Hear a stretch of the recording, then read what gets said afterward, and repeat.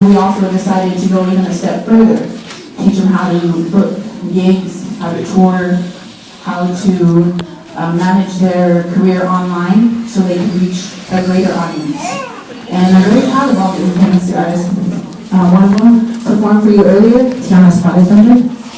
And I think the fact that these young people put themselves in the spotlight to actually come up and come forward and perform and share their most personal parts of their lives. Because a lot of them wrote music from their own experiences. Our future generations hope that we do care. And I think that's the best gift we can give to future generations. So anyway, when we decided to do this gathering, I showed up and there was a lot of my ITM artists that I asked to show up and they did. But there was one young man who wasn't able to. So what he did is he went to class and he explained to them what he had wanted to do.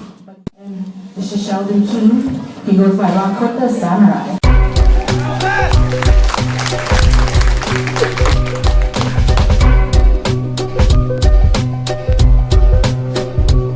I came from the future with a sole purpose to destroy all the loyal servants of Lucifer. I got to kill them all. A mortal time traveler. My vocals alone turns a hole through the time and space fabric, as well as the ozone. One deadly syllable from one of my poems. Knock you off your throne. It belongs to me anyways.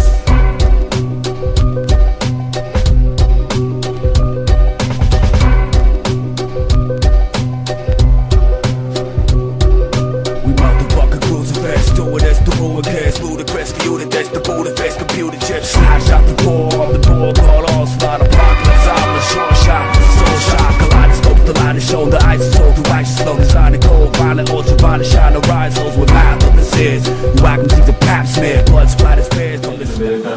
And I'm sorry I couldn't, perform my song today, but I do kind of memorize some of the lyrics, and I did that song, and I'm very proud of it. And first time I was told by elders in the post office, the senior citizens, they said I was the only young man that they ever heard of that was looking into any secret documents of the government, and I was keeping myself educated what's really going on in the world.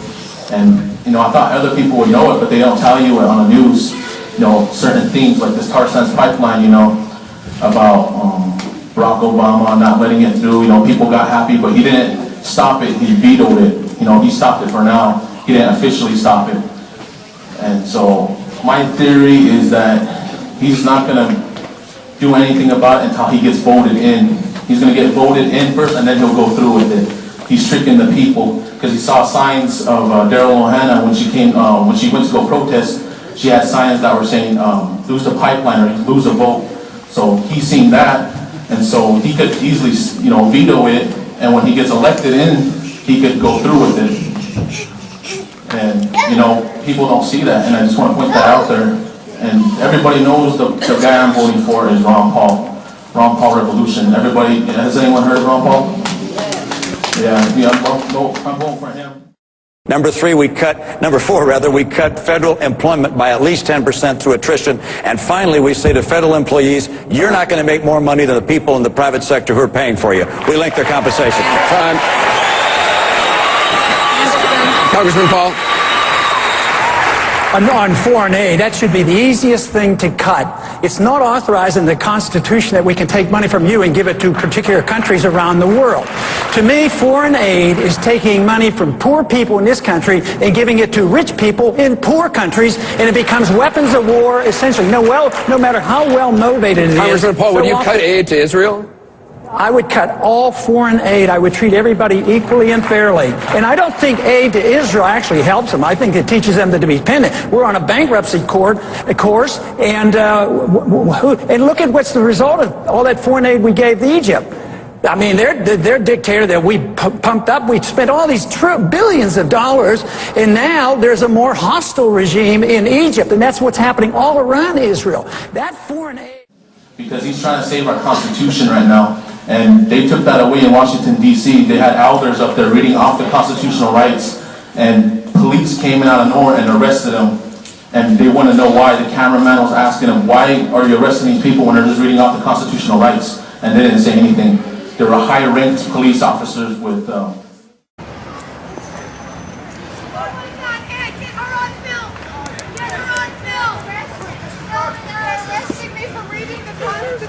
First Amendment I was reading. The right of free speech and free assembly. They arrested me for reading the Constitution. That's insane. They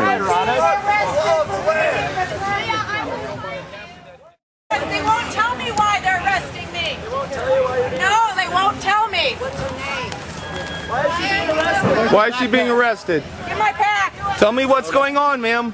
They just arrested me for peacefully talking and by the side of the sidewalk. I was not invading their, that's mine, yes. The charges, please. There are no charges. I've not been told anything. Officers. What are the charges? Okay, Officer Smith and Officer Amy. I was peacefully on the sidewalk. McDaniel.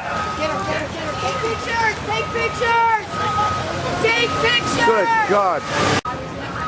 I just came to the scene as a Why Not News reporter. Will you please let me know what's going on here? Well, there was a rally. We were here peacefully, relegated to the side of the show here, and suddenly I see people being dragged out for reading the First Amendment. For reading the Constitution? Yeah. These guys dragged them out for reading the Constitution? Annie from New York was arrested for reading the Constitution. Do you have any comments of why you would arrest people for reading the Constitution? This way. Thank you, John. Thank you. Step back.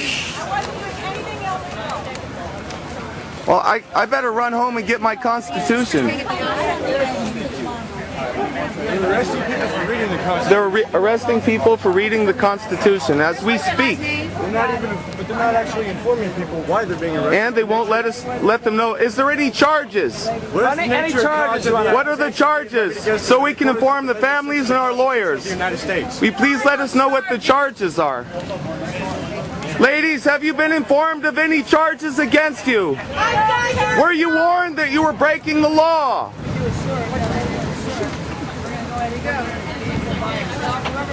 Okay, we got all the names of these guys, which will be up right away for everybody to see. I think this is the definition of a police state when we get arrested for reading our Constitution. You gentlemen have anything to say about that? Leviticus said to talk about anything, so.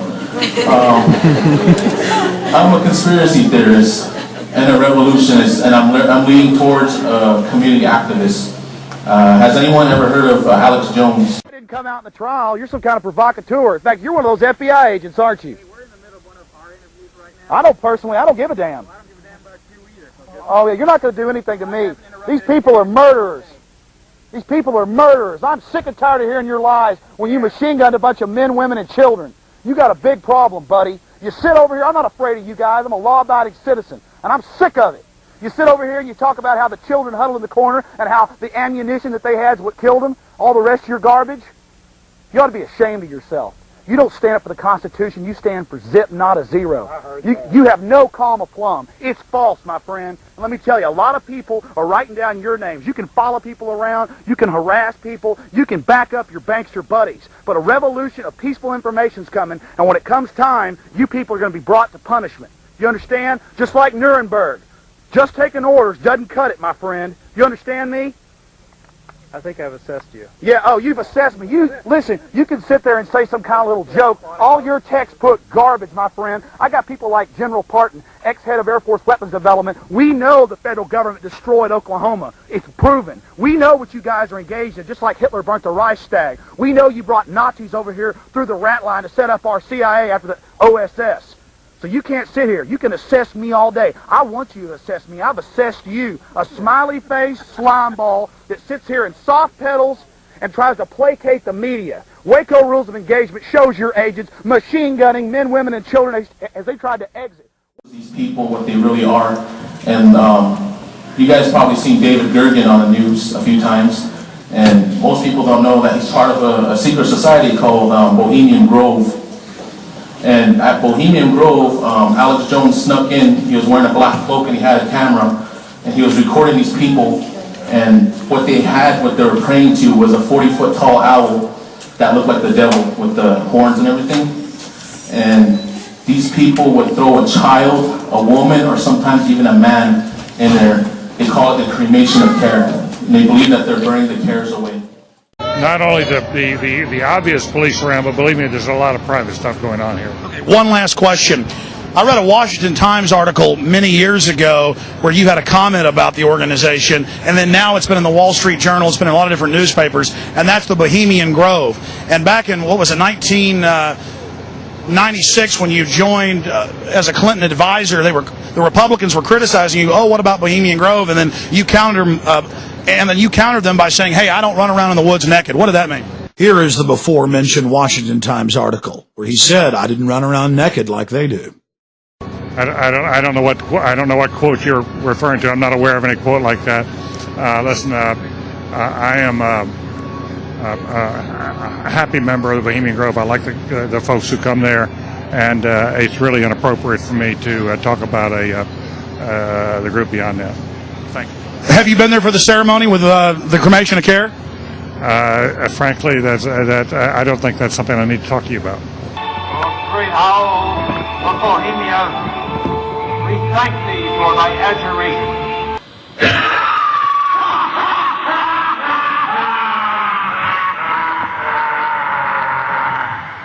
Have you been there for the ceremony with the cremation of care? Frankly, I don't think that's something I need to talk to you about. Really? That's right. Well, I'm Alex Jones, and I snuck in there in 2000. I'm the guy that blew it wide open and got the video. It's been on national TV. Well, I disrespect you for that. You do? I do. But there's a lot of big public officials going in there. Don't we deserve to know? I don't know anything about you, and I don't know anything about your film. But if you go in there with an understanding, you violated that understanding by releasing that film, and I don't respect you for that. Really? But we have public officials. I'm sorry. You took an understanding when you went in there that you would not do that film. And did you have an understanding when you went in there? No. Did you crash it? Yes. Yeah, and it has no trespassing signs there too, doesn't it? No, they put them up after. Oh, I'm sorry. Just walked in. I'm sorry, sir. I've been there before. I know what the circumstances are, and I'm sorry you violated the understandings. That was not a gentlemanly thing to do. But what about the ritual? Is the ritual genuinely?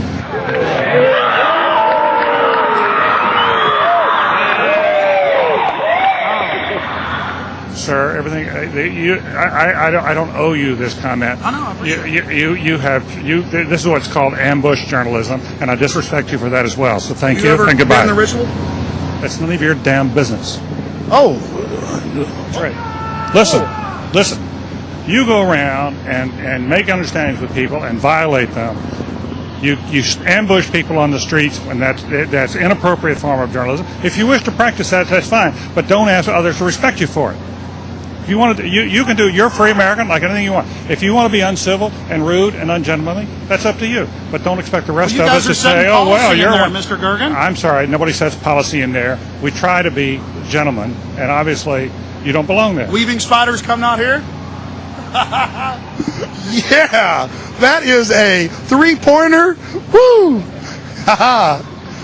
Boy, I hit the hot button. Mr. Gergen, have a wonderful life. Say hi to Moloch for me, Canaanite deity, and I'll see you at Eyes Wide Shut, baby. Bye-bye. See, I got interested in this kind of things. I started researching, going to websites and finding their documents. I have document proof, Some of you think I'm crazy. But I got document proof. And I listen to a lot of underground hip-hop because I'm not feeling the mainstream a lot.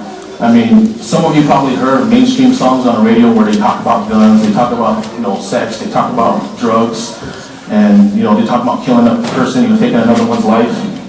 And, I never was feeling that until I came across underground hip-hop. And there were people like me speaking the truth. There are rappers that are really fluent in lyricism. And when you listen to the songs, you could actually, see the stories that they're, projecting to you. The FEMA camps, has anyone heard about the FEMA camps? I got documents of that too. And these FEMA camps is like Nazi Germany with Hitler. What he did with the Jews, he took them to these camps and he killed them, he figured out which one should live, which one should die. And that's what they're doing. And it's happening in Australia, it's been happening there for 4 years.